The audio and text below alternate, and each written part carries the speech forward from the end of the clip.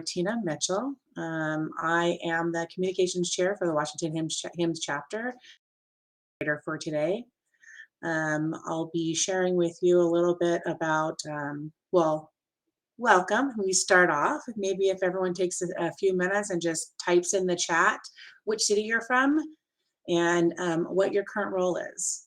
And while you're doing that, I'll go over the agenda. We'll today we have Tabitha as our guest, Senior Vice President of Information Services and Clinical Revenue Services at Providence. She'll be sharing today her professional journey from early years through today. We'll go through and have a quick survey, and then we'll have a Q&A session.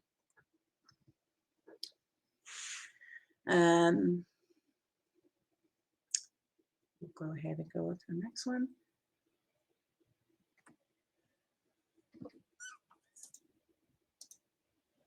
Come on, Argina. Forgive me.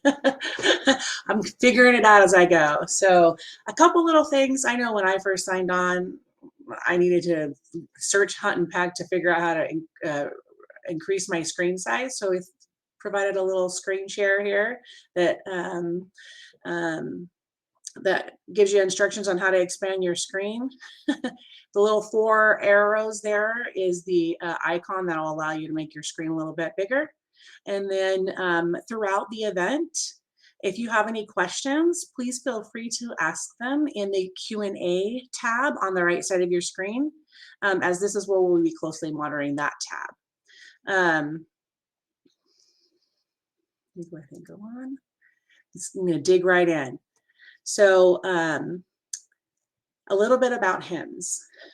We were founded in 1961. HIMSS, founded in 1961. It is a mission-driven nonprofit offering a unique depth and breadth of expertise in various areas within the health IT ecosystem, such as health innovation, public policy, workforce development, research, networking, and education.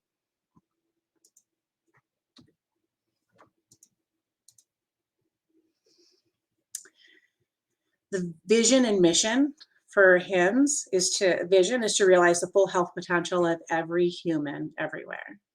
I can get behind that. A mission is to reform the global health ecosystem through the power of information technology. So we're all here in information technology. I think we're all in the right place. So what does HIMSS really do? Well, to summarize it, it's wide. They have a wide breadth of offerings, but in a summary, they embrace bold approaches to innovation with their Accelerate Health program, advance the practices of nursing informatics through ANI, which is the Alliance for Nursing Informatics, collaborate to accelerate health information and technology adoption and interoperability through EHRA, the Electronic Healthcare Record Association. And additionally, they provide tools such as Accelerate, a single platform to collaborate and engage with other IT thought leaders, digital health transformation advisory services, innovation advisory services, media and event services, and membership to the Personal Connected Health Alliance, which is dedicated to the advancement of patient, consumer-centered health, wellness, and disease prevention. Throughout the slides, you'll notice little QR codes. If you're interested, they'll be for different QR codes that allow you to do different things, to become a member, sponsor, different various website links that'll give you more information on HIMSS and what we do.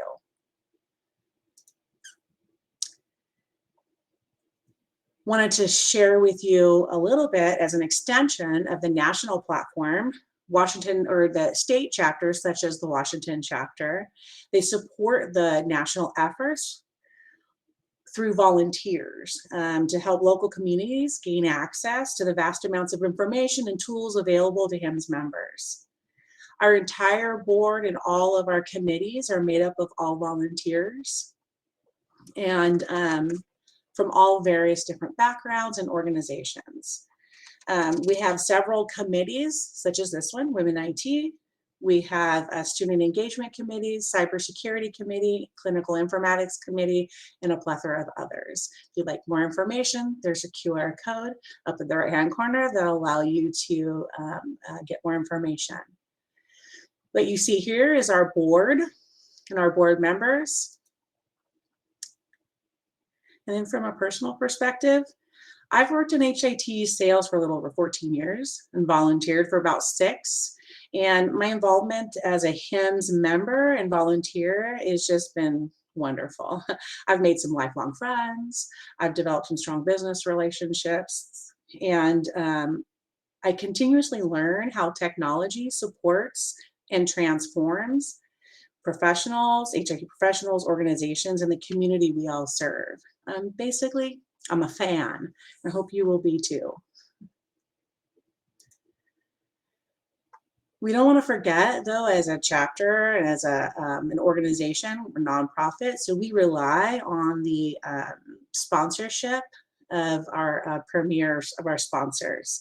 So I'd like everyone to join me in saying thank you to our sponsors, because without them, our ability to provide programs and events such as this would not be possible.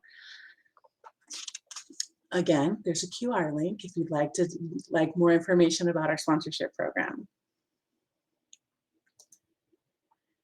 So before we get into the real meat of the reason why we're here, is to hear Tabitha and her share her story, we'd like to start with a little one-word question. Now, this is the first time I've done the Mentee program, so hopefully I'll do it right. But if you go to www.mentee.com, and I can provide a link in the chat for everyone can have it. And let me see here.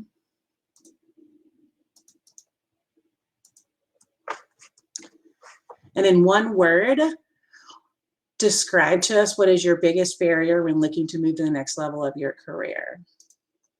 And hopefully,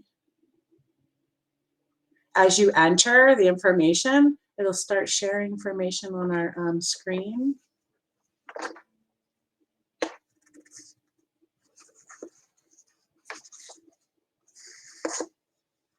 And while you guys are entering and looking for the Mentee and start sharing, I'd like to go ahead and share with you a little bit about Tabitha and what we're going to speaking. She'll be a little bit about Tabitha. We're very honored to have you. Thank you for showing up today and sharing and being so willing to share your background and information and your journey for leadership, Tabitha.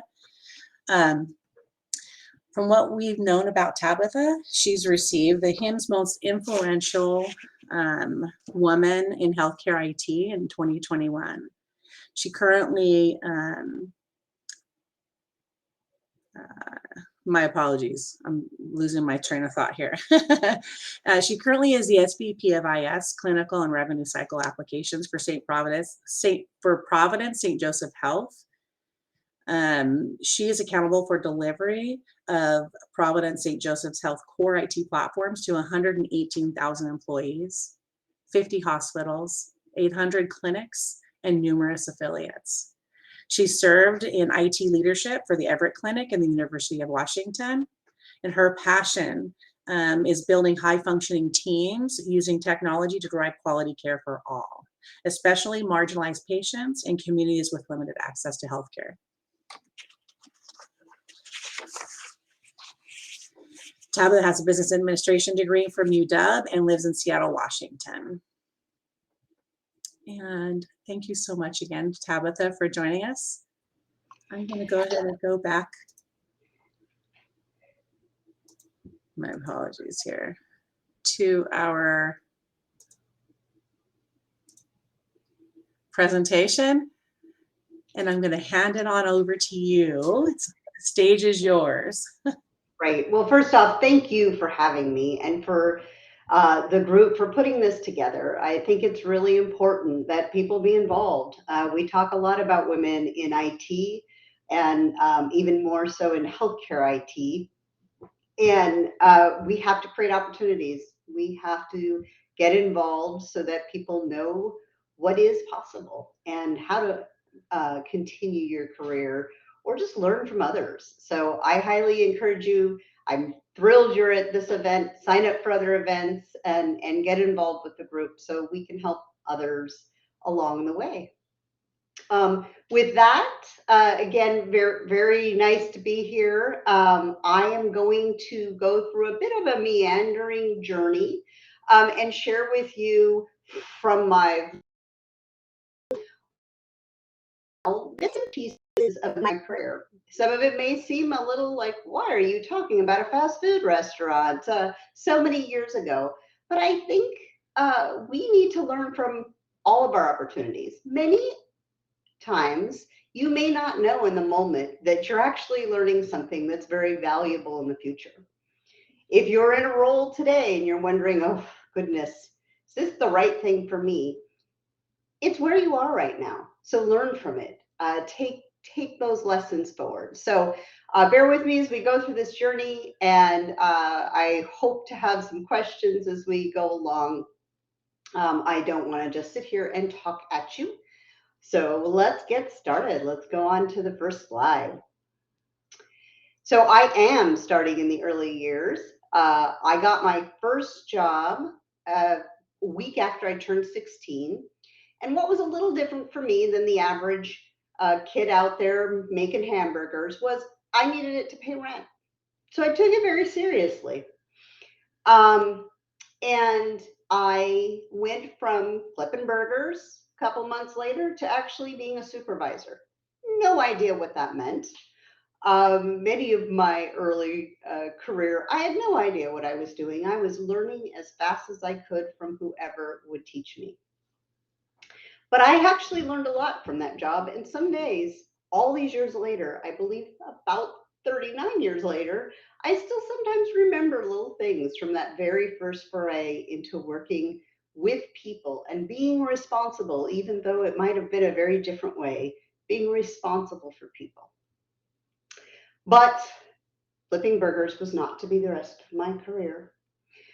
So I took a big step up to a franchise down the street making donuts. I also determined that that was not going to be my career. And I took a job that may seem like pretty much the same thing, but working for a local organization that you all know now as, if you're from the Seattle area, is the Grand Central Bakery, but a company in Pioneer Square where I started out as the busser during a big basketball tournament. And when I left there, I was the general manager. I learned a ton from this organization, of which I left and came back to, and I'll get into that in a bit. I learned accounting. Hadn't done accounting for an organization. I learned menu planning. I learned project management, although no one ever would call it project management at that time. I am a baker, and you'll get to see some of my things along the way. I didn't learn a thing about baking there, but I did learn about people, and I learned a lot about if you put yourself into work, what you can get out of it. So I did take a pause from that, and I went back to work with my family. And I promised a few of you some embarrassing pictures, and the screen's small enough that maybe you won't get the full effect. But my family in Florida, far, far away, owns a dance costume and majorette uniform factory. So I decided I would go back, I would go to school, live less expensively while I went through college and work in the factory. And also, every family member had an opportunity to model in the catalogs. So I put a few of those fun things in. I also learned that modeling was not going to be my lifelong career, nor was making costumes. So I came back to Seattle, and I went back to the bakery, and a very interesting thing happened to me at the age of 19, and I was given the opportunity to actually buy that restaurant. And I was excited. I had no idea what I was doing. Did I mention that part? But I looked into it very seriously, thinking, okay, if this is mine, what can I do with it? Where can I take it? And in the end, I decided that I really wasn't in a position to do that. But it was really hard to let go because it meant basically that I would be giving this up to do something else unknown to me. So I'm going to take you to the next slide. And of course, there's a million lessons in every job you have, but I think a few of these, deck looks slightly older, but that's okay. Um, so one, I want to talk about integrity. One of these organizations that I work for, luckily not my family organization, I was faced long before I understood employment law or all of the HR policies that we are so steeped in today. I didn't know much about that. I was managing people, probably should have known a little more. But what I did have is a very strong sense of integrity. And I was asked to fire somebody because they showed up late for work because they were pregnant and not feeling well. And this issue was so upsetting to me that I actually left the organization. Now, I did so very unprofessionally, and weirdly, they hired me back later. But I realized as a person at that initial part of my career that a sense of integrity was integrity in how you ran your organization was going to be something I always looked for and always cared about. And I wouldn't do something if I didn't feel that I could stand behind it. And firing somebody because they're sick, because they're newly pregnant, it's not okay. But I didn't know that that was going to be one of the things that would shape me as I went through the rest of my career until I looked back on it. Hard work. So I worked hard. You all work hard. If you work in healthcare, you work hard. If you work in IT, you work hard. You work in restaurants, you work hard in a different way. So I really did believe that that's all that mattered. I'll just work more. I'll work longer. Um, and I think there's some initial, like, you got to dig in, you got to learn, but that's not everything.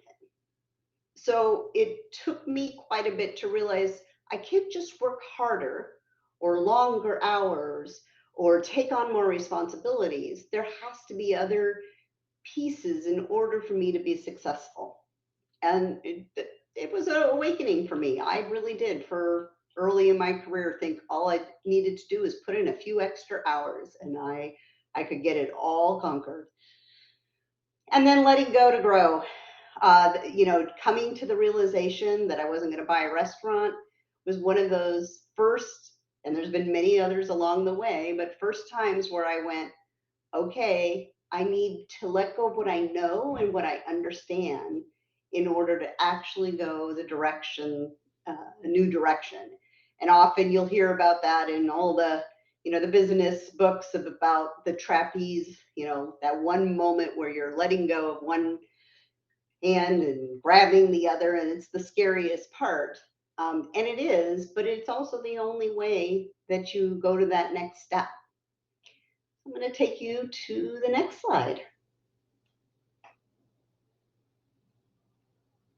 All right. So after restaurants, I moved to healthcare. So you can see that I have been in healthcare for a very long time, which sometimes means I'm got incredible experience, and other times means I'm just one of the old ones. But I wouldn't go back. I am so glad that I took that leap to healthcare, and I've learned every day, I think. So my first job was in this very fascinating program. It was an involuntary treatment act for folks who had been committed to Western state and were coming out and were under the care of the state but independent. I was something called a protective payee. I managed their money. They came to me every week to get their funds, and I got to help make sure bills were paid. I learned an enormous amount from this organization, including much about our psychiatric and behavioral health world that I wish I could fix. But it was a great just jumping in and learning about a part of healthcare that is so critical, and even more critical today than it's ever been. But again, I decided, okay, let's go finish this degree. I'll go back to my family. And I go back to Florida again. And for those of you who've lived in Florida and Washington, there couldn't be two more different states, whether it's weather or culture or whatever it may be. So, but I tried again, and you can see I got drugged right back into that family business. I got to do the catalog again. One thing I learned there is, well, it's lovely to have a guaranteed job with your family. Family business is not for me. Lots of dynamics of very few positions needed and lots of people there to give opinions. So that time I decided I was going to work in the shipping department. So another thing that a few of you do know about me, I do love being very organized. And the shipping department was perfect for me at that time. But I decided to come home where I liked the weather and the food a little bit better, and went back to community psychiatric clinic and took a slightly different role. And that was my first move into the revenue cycle side. And so I learned a lot about the basics of billing and the basics of dealing with our Medicaid payers. So good experience, a little frustrating, but good experience for me to learn. And then I decided to take a totally different kind of job. And I went to a tiny little organization.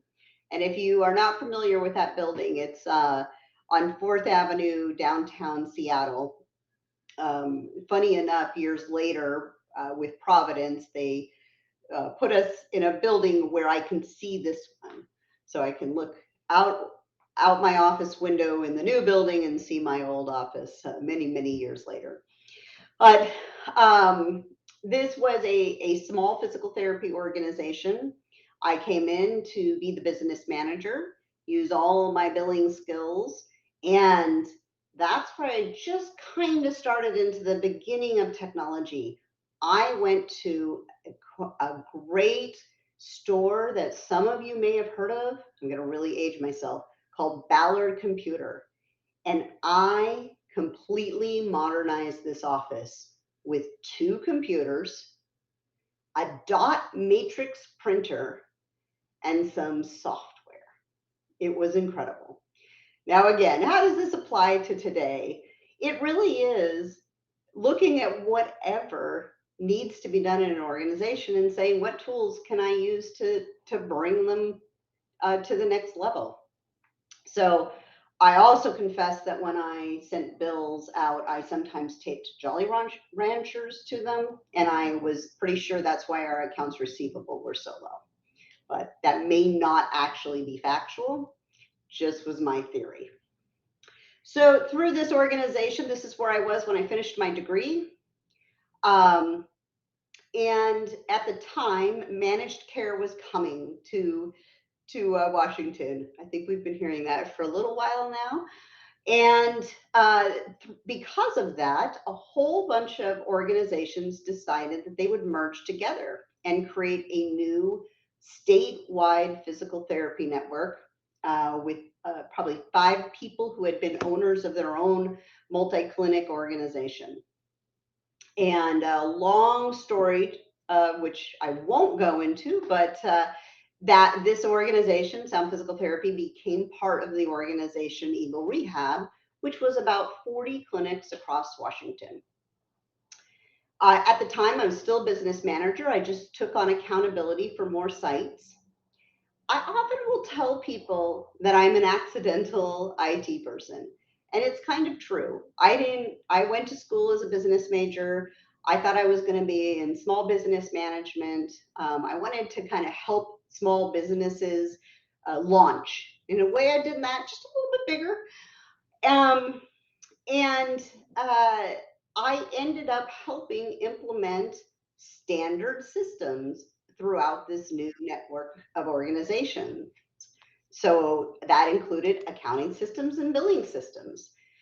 We went through and everybody was on the same standard platform. Ever heard of trying to do that? Well, back then it seemed pretty novel. Uh, as we got to the end of that, there was no IT shop. And somebody said, well, she knows how these systems work. And through that, I got my first job in official IT as the manager of IT, which included one additional employee and servers that were, yes, under my desk. But that launched me into thinking about what all we can do for an organization with the tools that we have. And so I was very proud of the work we did there because we really did make a difference, be it small compared to what we do today. But it definitely got me thinking about, well, what else can I learn and what else can I do to help an organization with technology? So from there, Eagle was bought by another company who came in and looked at us and said, you guys are cool.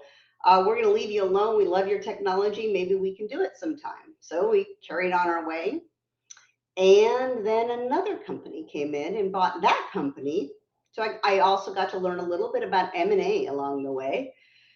And remember the integrity comment I made.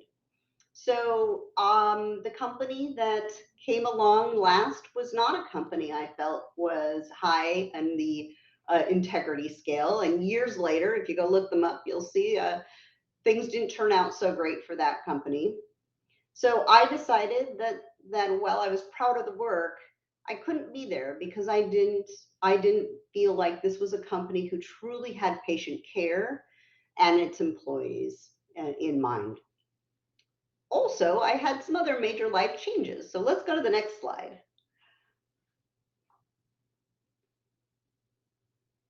So what did I learn in this initial move into healthcare?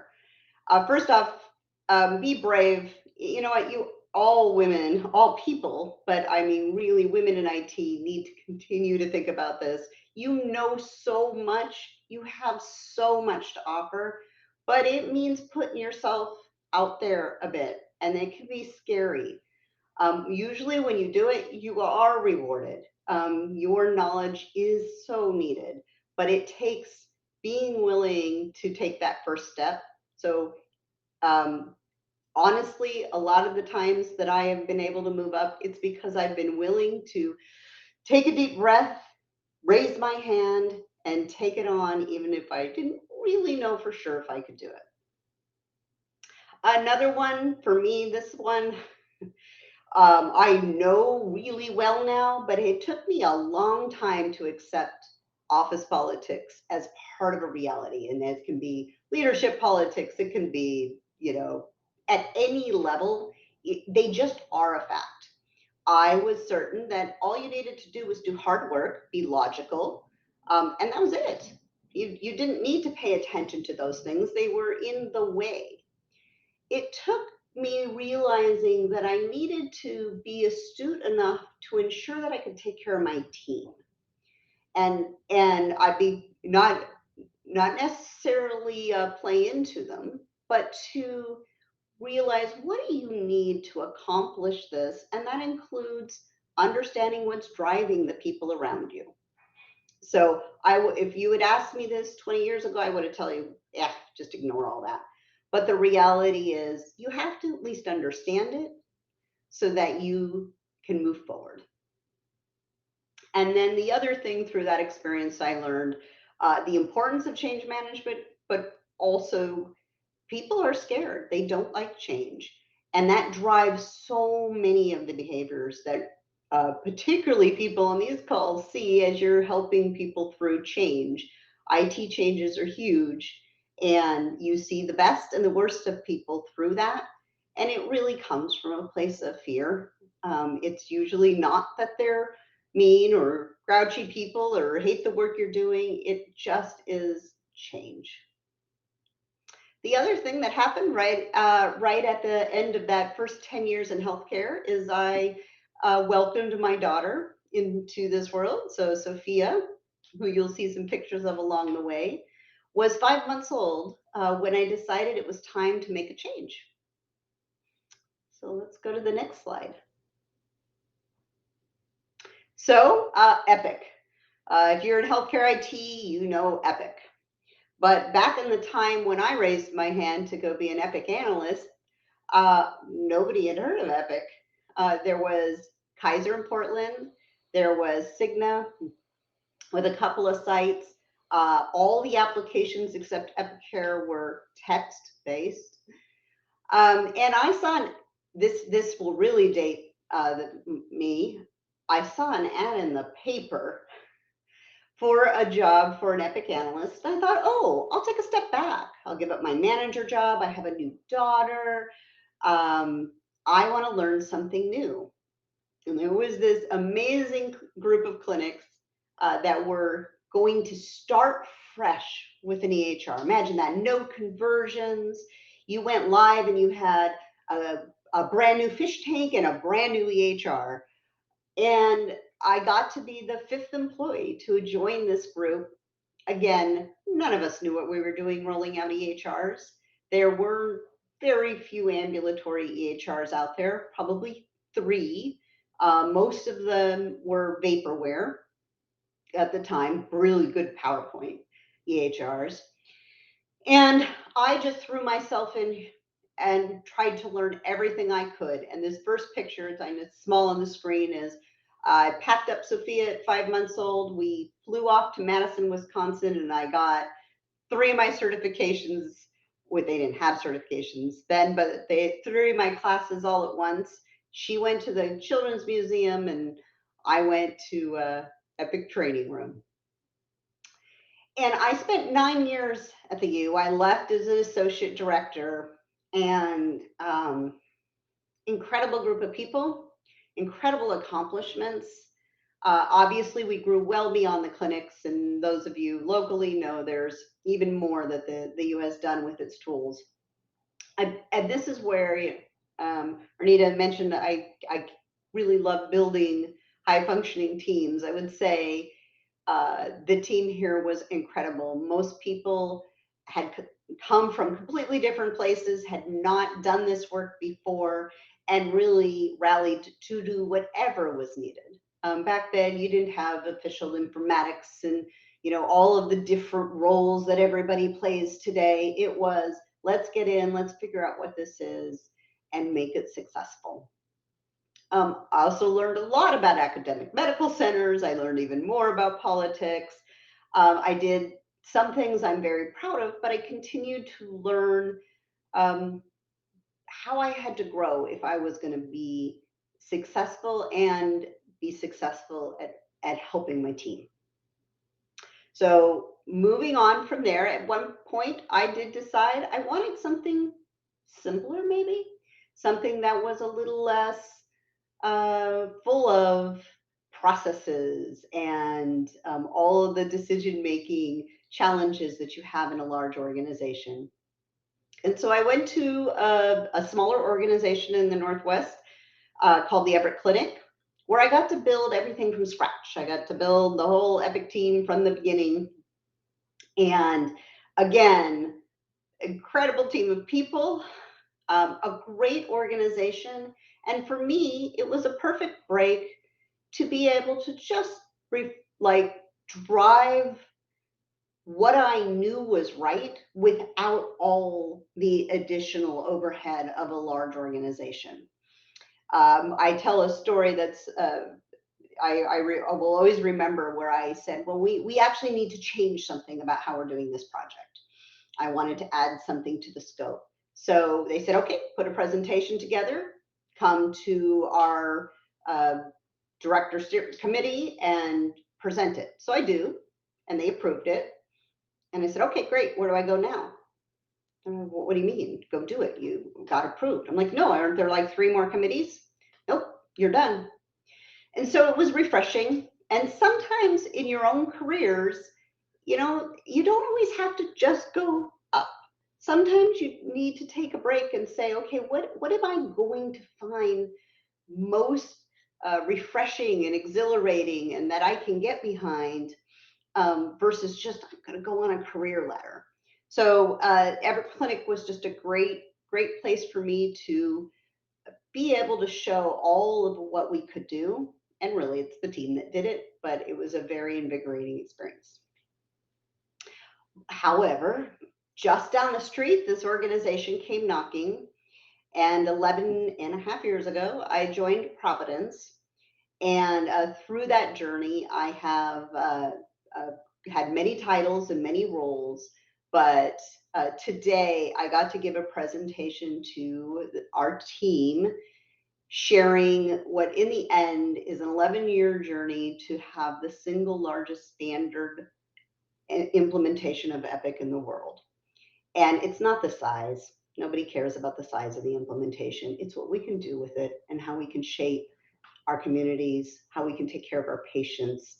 And that is unbelievably meaningful. I hope nobody here does their work just for a paycheck. If you do, hopefully we can help you find something else. I think in this world, it is in healthcare, it's hard to do it just for a paycheck. It's very hard work. So finding that meaning, realizing the difference you're making is really important as you go through your career. A couple of notes. There's a little goodbye note from somebody in one of the organizations that I pulled out as I was thinking about things that are meaningful to me in my journey. And this was said, "You helped me become a more confident person." And this person went on to joined as an analyst, had been working in the front desk prior, super smart, super capable, but in that organization hadn't had an opportunity to really show what she could do. Years later, she became the director. And I met many people along the way that had great ability, but hadn't had the opportunity. And I'm not even, I gave them an opportunity, they made the opportunity. And so I'm most proud as I go through this, not of, oh, I got a giant implementation or we had, the biggest, fastest. It is the people along the way and what they've been able to do from there that I am most proud of. Let's go to the next slide. So learning never stops, at least I hope not. So another lesson for me, and by the way, I'm still learning this one. I probably will always be learning this one. Being right is irrelevant. I mean, come on, how can being right be irrelevant? But it is. And it took me a long time to come to terms with that.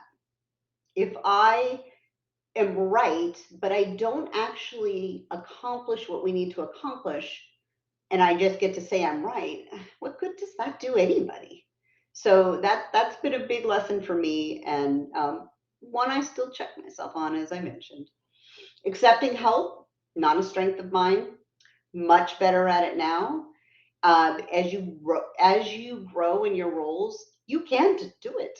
You absolutely can. Even if you think you're taking on the work because you should and you're trying to help your people, the reality is you absolutely must accept help, and people want to be part of tackling the hard work with you. And finally, people are everything. In a role as a leader, your job is to get out of the way. Your job is to remove barriers and let great people do the work that they know how to do. Everything that gets accomplished is because of the people on the team. This business card medley I have over here is just a showing of everywhere I've been. I always am learning more and changing roles and growing. And often it's not because I want the next title. It's really not. It is because, back to that other slide, I was willing to step up and maybe take on something that was a stretch, and it led to something else. So I think we have just one more slide, and then hopefully I've got some questions. So if you just, these are things that I think would be obvious to anyone, but just a few I want to emphasize. So be authentic. Women in particular are given so many messages on how they need to be to grow as a leader, to make it in a IT world that's heavily male. There are definitely times you need to know your audience and times you need to be smart about the politics, but don't ever lose who you are. Your authenticity is actually more important in moving into a leadership role and being able to grow than anything that you think others perceive of you. And I know that is hard sometimes. And I just think, especially if you're a woman that is mid-career, hold on to who you are. Think about who you are. Don't let others decide that for you. Be open to grow. I think I've already covered that. Know when to get out of the way. Back to you got to accept help. So many people are there if you stop and listen, which takes me to my next one. This was not one of my skills, and not out of wanting to, not hear people. I just thought I had to solve everything. You got to hear people. And then I very much want to be perceived as somebody that my team can trust, my leaders can trust, but you also have to learn to trust others. So it's an interesting challenge.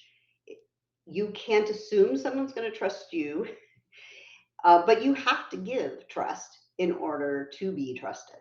So always just be true. My fight for what really matters is another way of saying don't sweat the small stuff. Again, all of these come from times I maybe didn't do it right.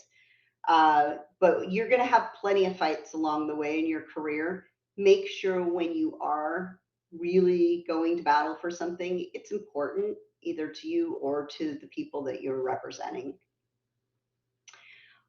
Be willing to do what makes you uncomfortable. It's your best way to grow, but have some friends along the way to help you with that. It's important. Having groups like this, having mentors, having folks that you can talk to and honestly tell them this is making me uncomfortable, and they can help you through that. If you don't stretch though and be willing to move into being uncomfortable, it's hard to grow. And it's a small world. Don't burn bridges. I know, in healthcare, you can move across the country and still run into 3 or 4 people that you have worked with in the past. Things that might matter today and seem very challenging, you know what? They're not going to matter in 5 years, but that relationship and how you left it will be remembered. Another one, you're getting all the things I learned from my own mistakes. Say thank you out loud.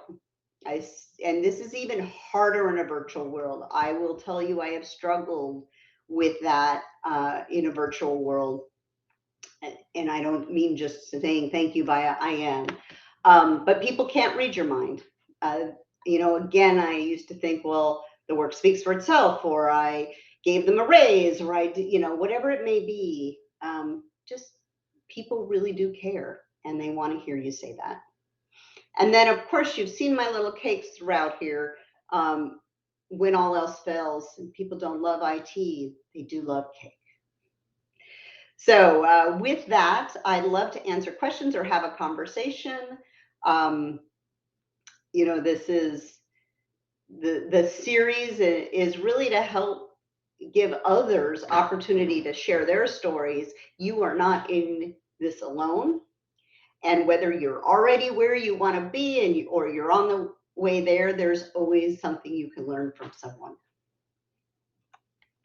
So I will turn it back to you, Armida, and we can hopefully have some questions.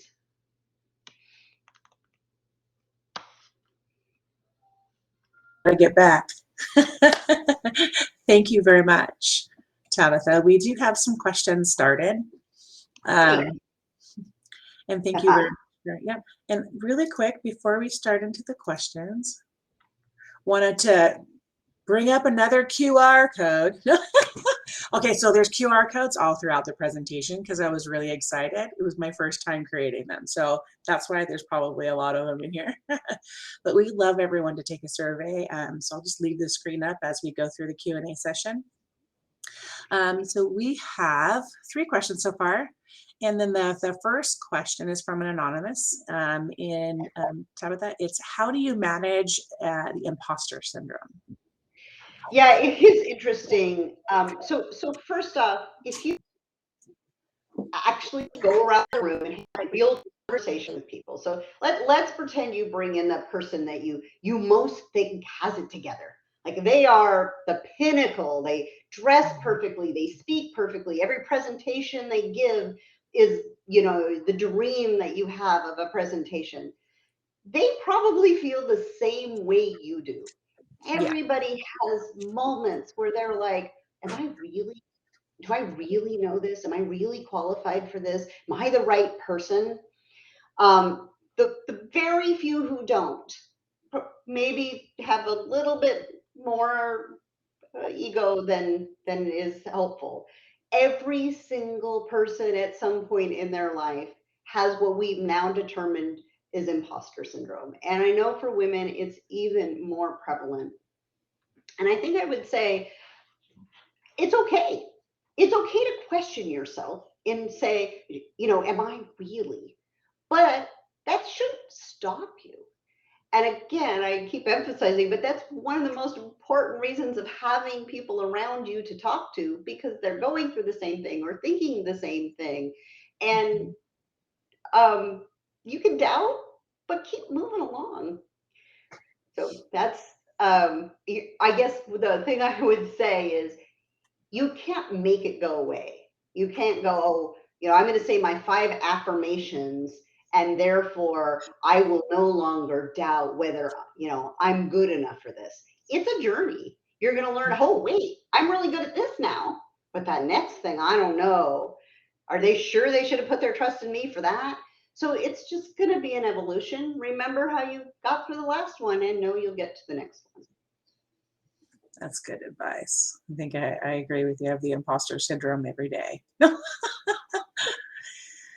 Next question is from another anonymous attendee. How do you push for systematic change around ideas that are new or not that popular? So I think the first part of that is why. Why are you doing the change? We put in these major systems in healthcare. Do we do it just to say, hey, we got a new system and that's cool? No, we do it because we think we're saving people's lives. We think we're making a difference in the communities that we serve. And so when you go back to a change, and all changes are hard, but ones that are not popular, what is the reason for that change? Then getting buy-in from the leaders that are around you helps a lot. Not always possible, but if you can keep going back to that core why, you can get through a lot of it. And I'm not going to pretend it's easy. I mean, come on. There's 8 gazillion change management books. Why do you think that? If change was easy, we could just read the book, the one, and apply the principles. You have to do different things in different circumstances, but just don't forget why you're doing it. That's good advice. Thank you. We've got lots of questions, so I'm going to keep on going. Tabitha, who in your career was your greatest mentor? So remember that whole thing about, I said you need to learn to ask for help. I actually, for many years, didn't really understand this mentorship thing. And I didn't have mentors, and I didn't know that I needed one. I had people that I had done things I didn't like.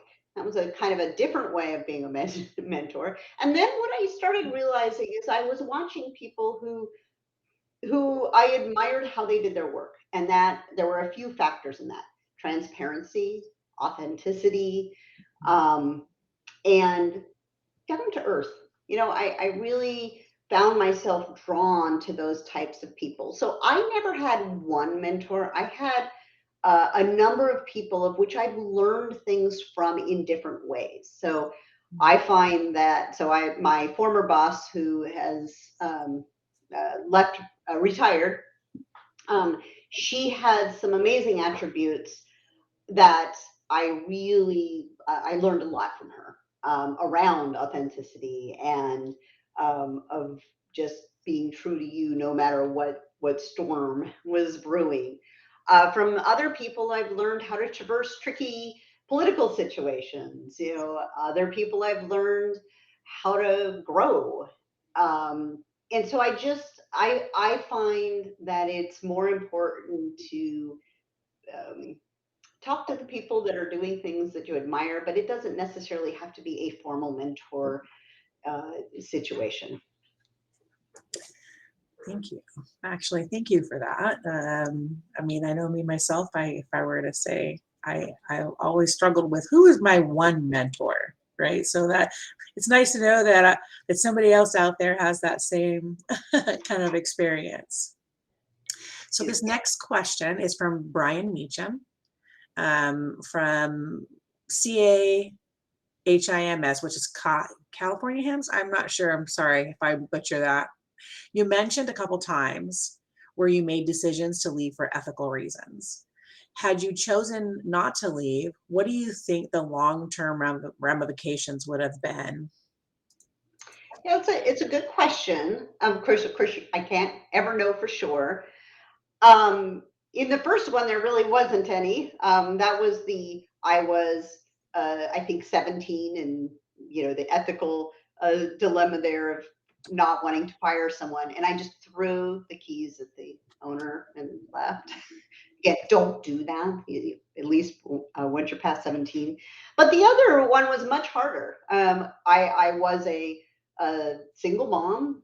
Didn't know for sure what my next career step would be, and knew I couldn't work for this company. And so that was scary. I think if I stayed, it would have eaten into my soul. Um, this It is very important to me as a person to work somewhere where I believe in what they're doing.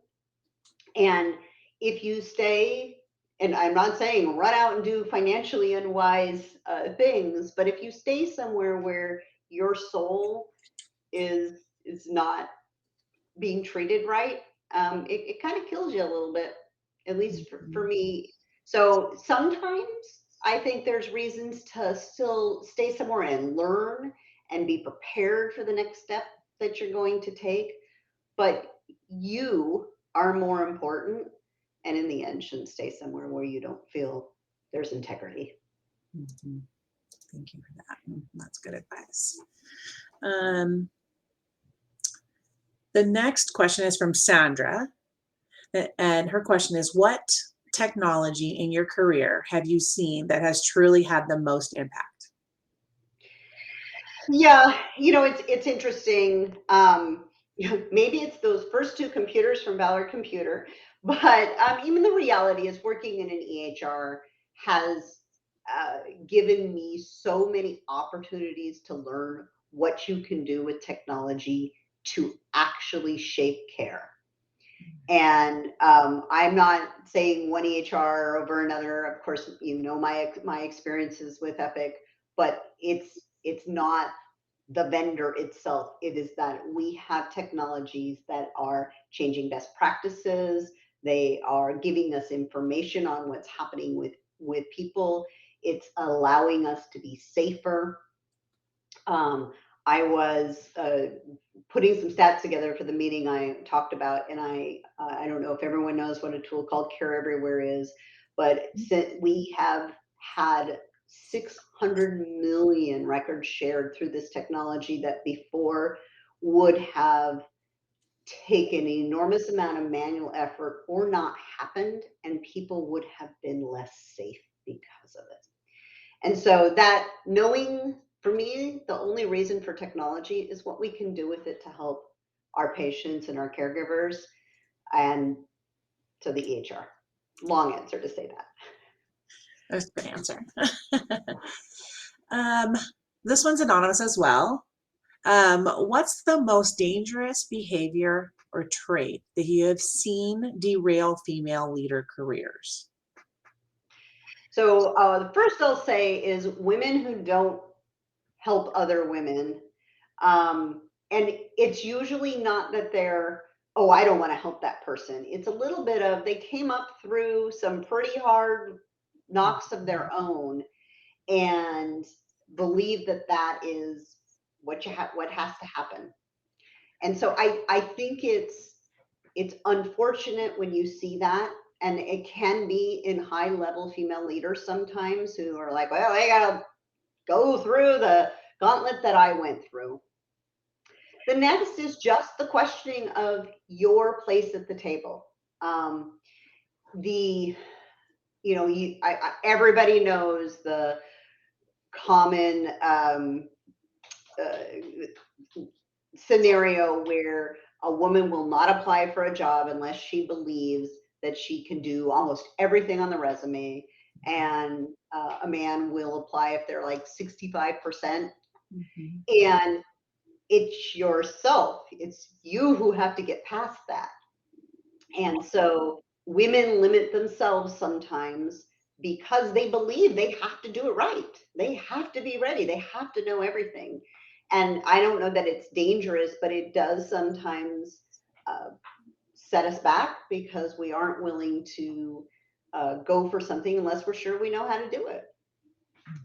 And then I would just, somebody already mentioned the imposter syndrome, which is similar, but letting that actually it's okay to think, do I really know this? But you should not let it limit your moving forward. Yeah, don't let it stop you. Jump forward. Yeah. Another anonymous question. What do you think is the biggest lesson you have learned in your work that has made you successful in your career? Yeah, so first off, again, I am not somebody who went, okay, by 25, I want to be here, and 30, I want to be here, and this is the title I'm looking for. Never once did I go search for a title. And if I had advice, I'd tell you, don't.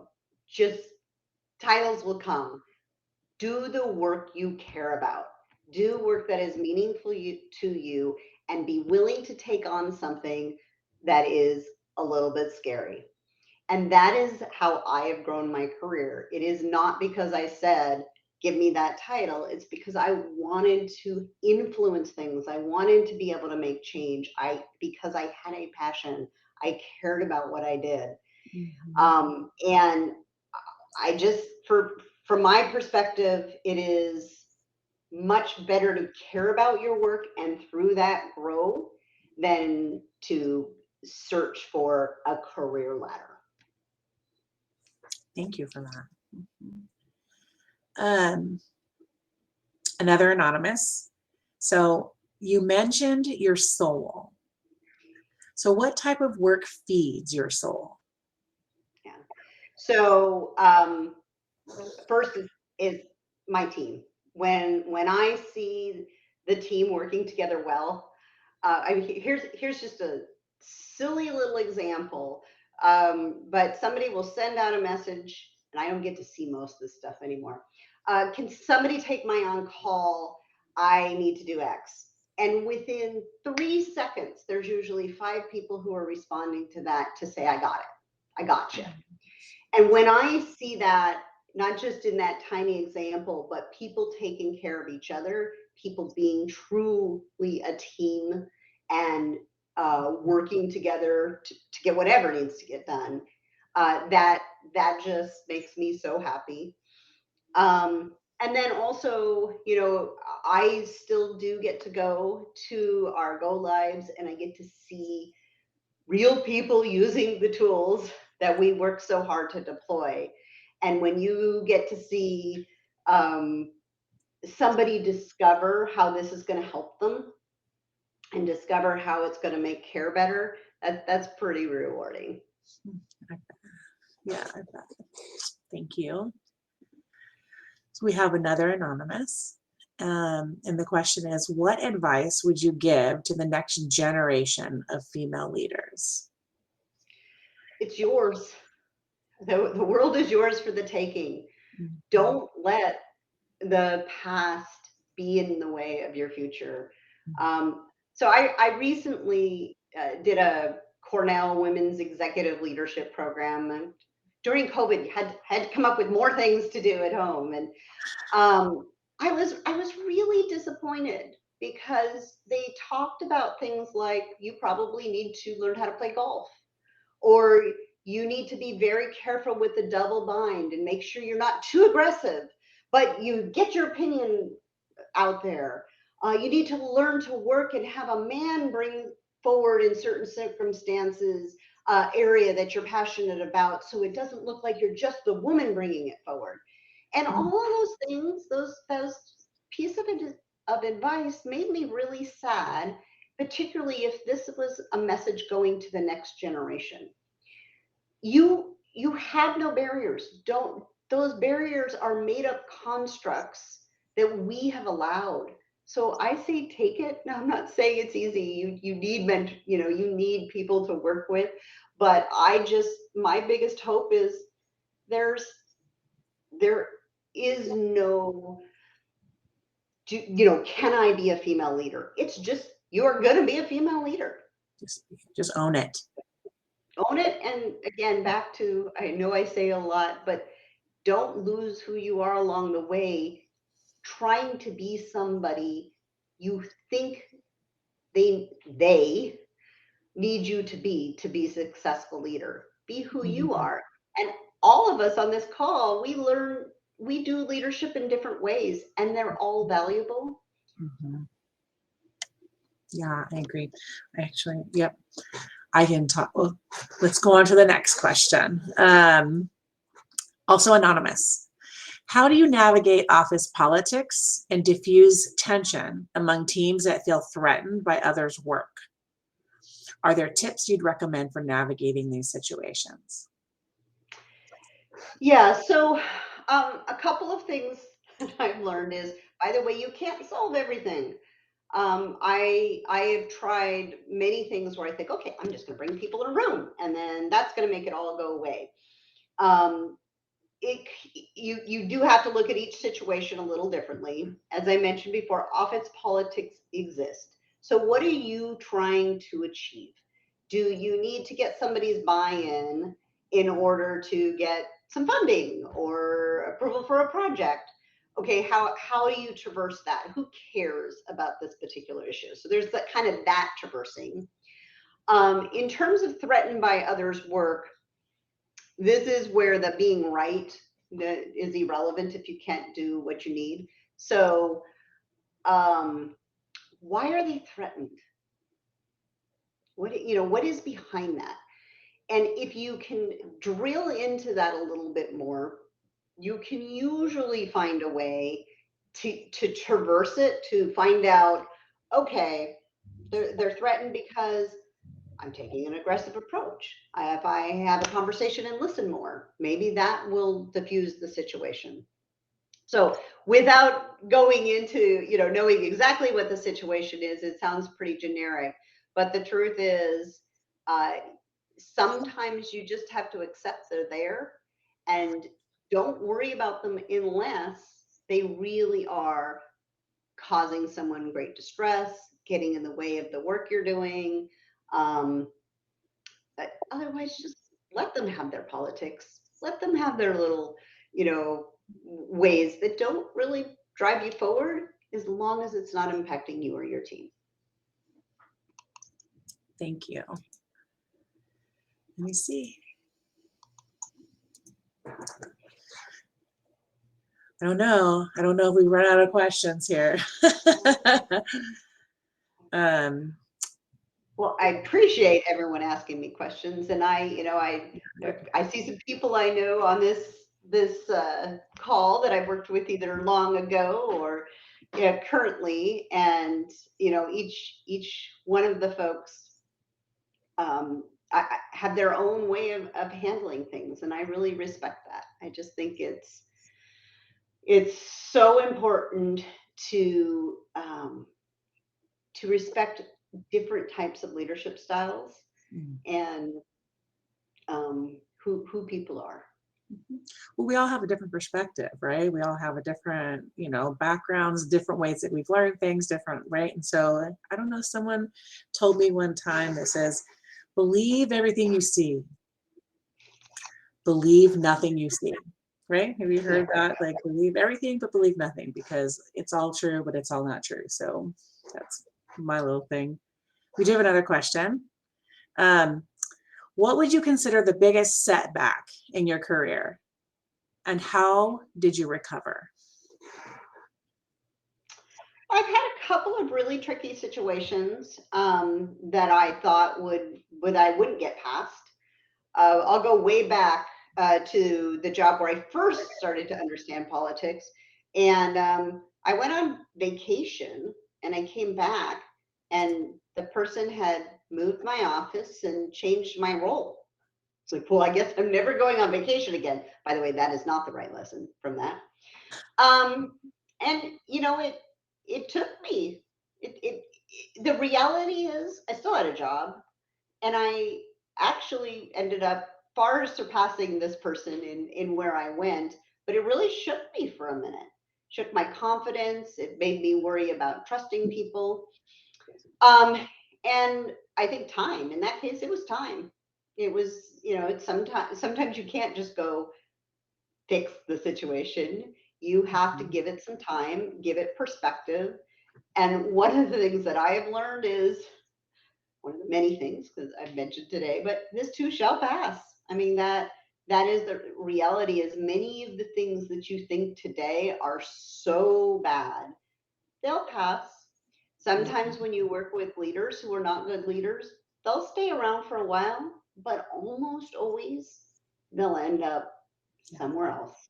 yeah. Because if it's obvious to you, it's usually obvious to others. It just takes a minute for things to work themselves out. Now, when I was 32, I had no patience for that. We've got to get this fixed now. Now I've learned, okay, you know what? 2 years, that's not a long time. Things will work themselves out. Yeah. The other situation I had, interpersonal. And I definitely thought that there was no way that we were going to be able to work through some situations. And um, you know, the part that kept me going was, okay, back to what am I trying to accomplish? What do I need to do for the team? What am I doing for the organization? And this is really, really hard for me. And I just want to run away from it. I don't want to deal with it. But if I don't, what does it mean for all those other things? Mm. So that is really how I made myself work, continue to try to address it when honestly I didn't want to. And in the end, it did work out in my favor and work out well for the team, I believe. Well, Patience, people. thank you very much for sharing. Really appreciate all. You being so candid and personal, and just, and I can tell you that in this, doing our everyday jobs, when we look at somebody who's climbed a ladder or they're in a leadership position and they're a little unapproachable, they feel unapproachable. But I can say I just don't feel like that with you. And so I appreciate it, and appreciate you sharing your time and your space with us and your story.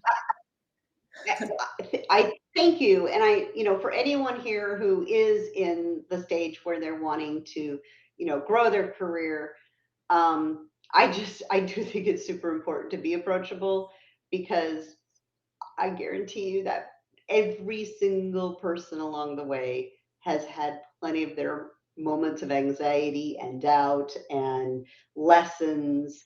Um, so I want you to know we're just people.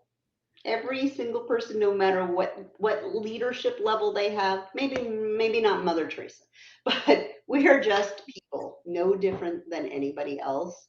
And I bet you, if you went to your own organization and you went to the person that you most, think has it together and has the greatest title, and you want to be there, and you actually just sat down and talked to them outside of the big meetings, you would find they're just another person, with all the same thoughts and things that they do that you have.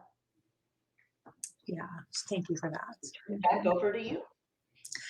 I'm sorry. I'm sorry. Oh, Jess, I'll turn it back over to you.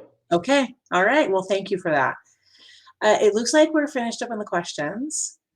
And so again, Tabitha, thank you for your time. We appreciate you. And so for everyone that's attended, thank you again for spending your time with us today. We do have some upcoming events in April.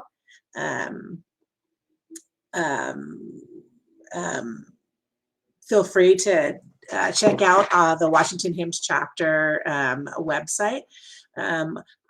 And take it and sign up for future events. We'd love to see you. I'm mumbling, so I'm going to go ahead and continue. We'd love for you to join. We're always looking for more volunteers. We're always looking for somebody to help us, support our community. So if you're interested, please reach out. Follow us on LinkedIn, on Twitter, and then we have that new Accelerate platform. If you're a HIMSS member, you have to be a HIMSS member to sign up for HIMSS for the Accelerate platform, but it is another space where you can get some thought leadership and other like-minded individuals. And with that being said, I think we can wrap up for the afternoon and move on.